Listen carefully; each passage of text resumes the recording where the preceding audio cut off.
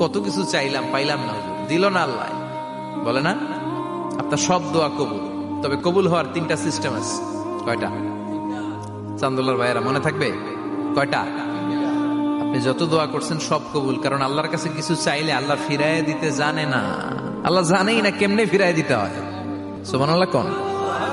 চাওয়া মাত্রই আল্লাহ বলে অ্যাকসেপ্টেড, যা কবুল, দিব দিব না এটা বলতে জানে না, চাওয়া মাত্রই বলে দিব। 3 সিস্টেম। নাম্বার 1, আপনি আল্লাহর কাছে দোয়া করলেন, চাইলেন, আল্লাহ বলে দিব, বলেই তিনি দিয়ে দেন আর আপনি খুশি হয়ে যান, পেয়ে গেলেন।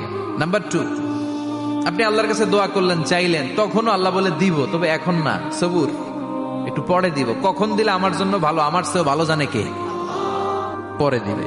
নাম্বার 3, চাইলেন, দোয়া করলেন, আল্লাহ তখনও বলে দেব, তবে এখনো না, পরেও না, কিয়ামতের দিন যেদিন বিপদে পড়বে ওই দিন দেব।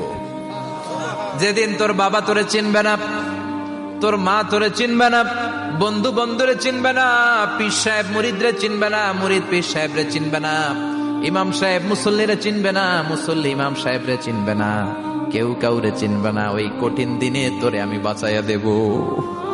তাই দোয়া যা করছেন ছোটবেলা থেকে আজকে পর্যন্ত, লস হয়েছে না লাভ?